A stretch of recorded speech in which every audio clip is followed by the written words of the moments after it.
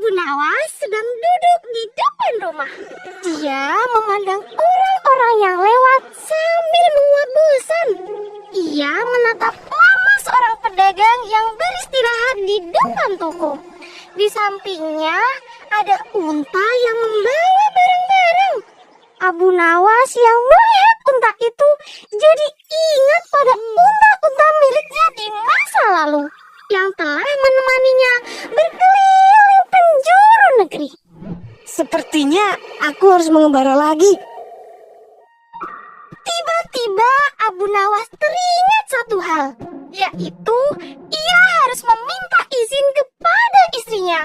Padahal istrinya itu galak. Bagaimana caranya supaya istriku mengizinkan? Istri Abu Nawas yang baru pulang dari pasar heran dengan tingkah laku suaminya. Kenapa kau seperti orang bingung? Istriku, sebenarnya aku ingin mengembara lagi. Apa kau mengizinkan? Tentu saja. Abu Nawas terkejut mendengar jawaban istrinya. Ia pun mengungkap kegirangan.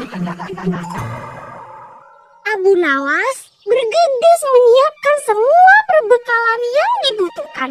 Ia juga menyiapkan unta kesayangannya. Konon katanya, unta itu bisa berbicara kepada manusia. Kita mau kemana, Tuan? Kita akan mengelilingi negeri lagi, seperti dulu. Sudah lama kan?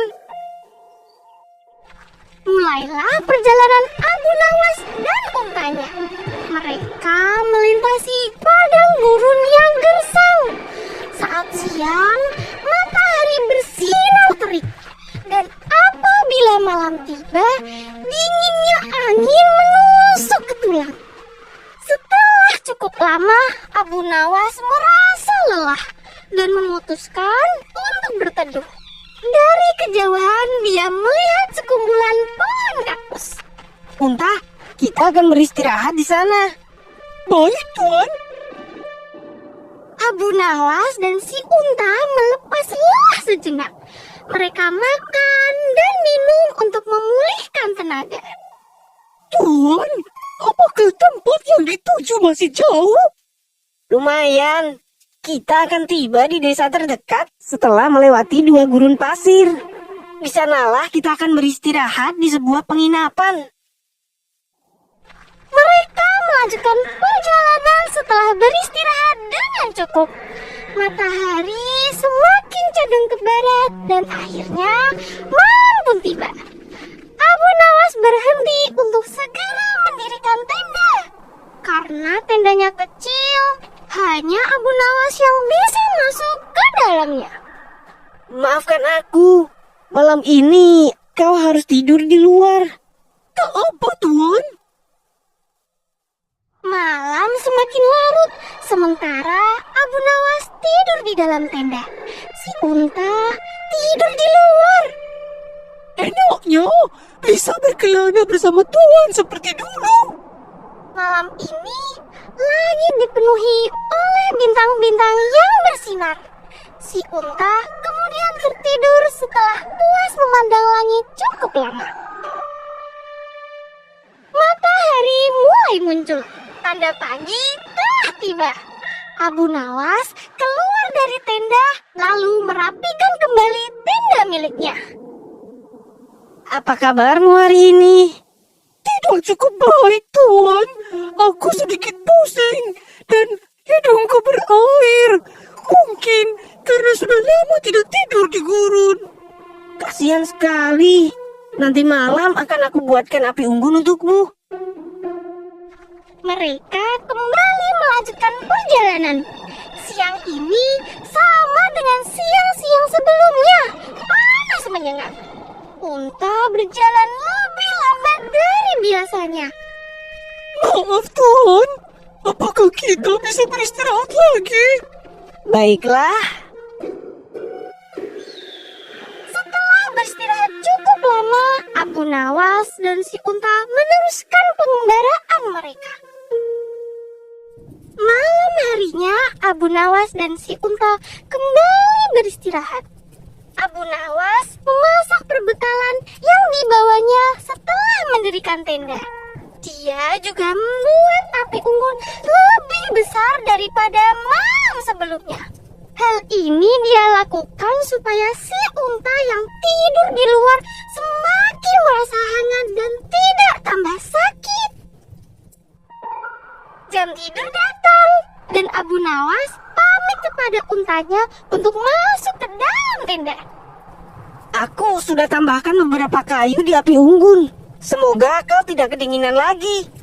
Terima kasih, Tuan. Semoga malam ini tidak sedingin malam sebelumnya. Abu Nawas tidur dengan nyenyak di dalam tenda, sedangkan si unta menggigil kedinginan di luar.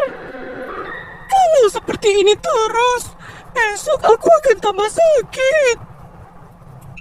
Tuan, saya ingin menitipkan ujung kaki saya ke dalam tenda. Saya mulai kedinginan. Baiklah. Abu Nawas pikir seujung kaki tak akan mengganggu tidurnya. Tuan, supaya kuat membawa Tuan, izinkan saya memasukkan kaki depan saya ke dalam tenda. Baiklah. Semakin malam, angin berhembus semakin kencang. Tuan, sepertinya saya mulai flu. Saya izin lagi untuk memasukkan kepala saya ke dalam tenda juga.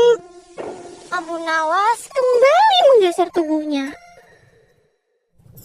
Sepanjang malam si unta terus-menerus meminta izin untuk masuk ke dalam tenda. Dimulai dari leher, dada, hingga perut. Setiap si unta meminta izin, Abu Nawas terpaksa harus bergeser. Hingga akhirnya Abu Nawas terguling keluar dari tenda. Rasa kantuk membuat dia tidak sadar kalau dirinya sudah terusir dari tenda sepenuhnya.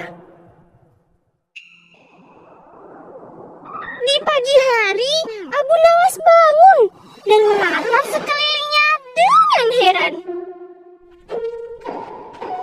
Hei unta, kenapa aku berada di luar, sedangkan kau berada di dalam tenda dengan nyaman? Tadi malam, Tuan mengizinkan saya untuk memasukkan beberapa anggota badan saya ke dalam tenda. Jadi, saya tidak mengusir Tuan. Wah, kau benar-benar cerdik. Aku sama sekali tidak sadar. Tentu saja, aku kan unta milik Tuan. Meski caramu curang, syukurlah kau kembali sehat. Kemudian mereka kembali melanjutkan perjalanan ke desa terdekat.